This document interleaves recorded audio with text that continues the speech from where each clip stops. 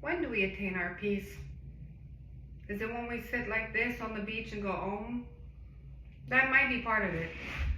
But the truth is, real peace is not something that we can find externally. It's not something that we achieve at a later date. Peace is something we already have inside of us. The problem is most of us have forgotten how to tap into it. Hi, and welcome back to my channel. My name is Danielle, and this is Sovereignty Remembered. And the purpose of this channel is to remind all of my viewers that we already have the power within us that we need to improve our life, to become the best version of ourselves, and to find peace. Peace is not what many people think it is. It's not numbing yourself. It's not feeling happy all the time. Even though it is a beautiful thing to wake up joyful and want to sing at the top of your lungs because it's another day full of opportunity, the real secret to peace is accepting that every single thing, good or bad, is working out for your highest good. And to truly, truly, truly 100% believe this. And I know you might be asking yourself, how could something bad that's happened to me be something good, something that was supposed to happen? And I know it's very hard to believe. And I'm not saying all of the terrible things, losing somebody close to you, abuse, you name it, terrible, terrible things that we go through as human beings are to be viewed with rose-tinted glasses as something beautiful. That's not it. All I can say is that every point of pain can be alchemized into purpose, can be alchemized into evolution. And the way that we attain peace is to remember we are not here as souls to be happy all of the time, right? To be happy all of the time is a misconcept. It's a misconception that if we wake up and we live in a certain home, or we've attained a certain lifestyle, or we have a dream relationship, that's where our happiness comes in. And when we're happy, we're naturally at peace. Well, first of all, happiness every day is unrealistic, and if we were happy every day, it would lose its value, right? If it was Christmas every day, it wouldn't be so special. The real thing is to accept that everything good and bad is working out for our highest good to evolve into our best version of ourselves, into our highest selves, to help us raise our vibration and find our peace internally. And that is something that we illuminate to the world around us. And that attracts positive opportunities, positive people, and anything that resonates with who we are at our core frequency. And so we don't waste our time on people and situations and jobs and places that don't serve us. We don't try to force anything to fit into our life. We accept that anything that is going to be in our life is to align with our own individual experience, right? We're all dealt a different set of cards in life. And when we remember that that's where our power is, that's where we also find our peace. Too many people are comparing themselves to others. Well, she's 25 and I'm 25, and she's having a child, so I should have a child. Not necessarily. Maybe she's healed her traumas. Maybe she has a supportive partner. Maybe she has more money in savings, right? We can't look at superficial concepts and where people are on their timeline and try to compare to our own and then wonder why we don't have peace. Our peace comes in understanding everything is working out for us according to the plan that is designed for our lives, because we are all here with a greater purpose than looking good, impressing people, pretending things are okay.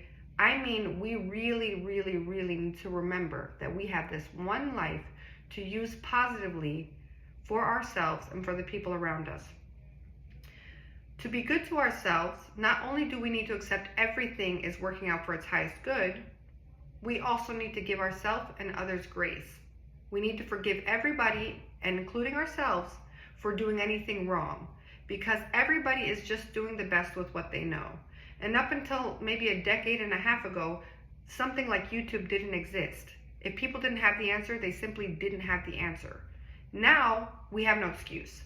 If we're brought up in traumas, we can heal anything we wish to. And if I want to learn how to speak Swahili and baste a turkey tomorrow for free, I can do that. So we need to recognize that we have access to change anything within ourselves that we don't like. right? Too many people hide the imperfections. They put a mask on, they cover something up, they stuff it up, they push it down, they squeeze it in, they put it out, and they don't accept who they are. But real peace is in accepting who you are and embracing it, in celebrating it. You know, I'm not saying just accept it like, man, I'll tolerate it. You know, I broke my teeth and my jaw 3 months ago. While I'm not happy about it, especially because I had braces throughout high school to perfect my smile, I accept it. I accept it. Why? Because everything is working out for our highest good. Period. Do I know that people might be secretly judging me in public thinking she looks like she wrestles animals for fun? Yes. But is that my business? No. My business is to focus on my purpose. My business is to focus on what I'm actually here for, right? Whoever resonates with me will resonate with me with or without broken teeth, with or without Cheeto dust on my shirt, with or without messy hair. You know, we don't need to put a mask on to attract the right people into our life. In fact, we need to do the opposite. We need to take our mask off, and we need to show people exactly who we are. And the people who want to love us will love us no matter what. And the people who don't want to love you will not love you no matter what. No matter how perfect you look, no matter how perfect things seem, if somebody doesn't resonate, they don't resonate, and you can't force it, right? So we need to remember everything is working out for our highest good. Everything bad that's ever happened made you who you are. If one detail, like Back to the Future, was different, you would not be who you are. It had to be this way. Even if some things are something you don't like about yourself, it gave you a vantage point. It gave you a perspective that you're using to navigate the world. And everything is a domino, so it is working out. And in the future, if you believe everything is working out for your highest good, you're not worried about what's yet to come, because you know that no matter what curveball life throws at you, and I mean no matter what, you truly know it's going to be okay. Not that you're going to be happy, but you will evolve and you will learn from it and you will become better. It's as they say, there are no bad days. Either I win or I learn.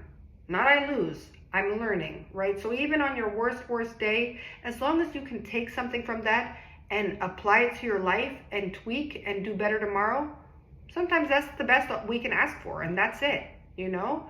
So realistically, to be at peace is to remember it is all working out for your highest good, to give yourself and others grace, and to focus on what is in our control. And what's in our control is staying at peace in the present. When you are in the present, you are most aligned with who you really are. This is a topic that we can dive more into later, but staying grounded in the present and being true to yourself, step by step, day by day, is how you build the life that is in alignment with you, is how you build a life of peace. And it's as simple as saying yes when you want to say yes and no when you want to say no. And it sounds very simple, but it's actually something that is deeply ingrained in us not to do, because we are taught as children to listen to our authorities, to follow rules, to blindly obey. And unfortunately, a lot of that means having internal conflict to achieve peace externally. And while it's a beautiful thing to remember a sense of community, we cannot lose ourselves in the quest to take care of others. So, to sum this up, we need to remember everything is working out for our highest good. We must give ourselves and others grace, and we must focus only on what we have control over, step by step, day by day, to build the life that we want to achieve. I really hope you'll join me back for my next video, and in that one we can go more into the topic of what it means to be in alignment. Anyway, I thank you so much for joining me here. You can spend your time anywhere else doing anything else, and you chose to learn with me. I really appreciate you. Until the next time, take care.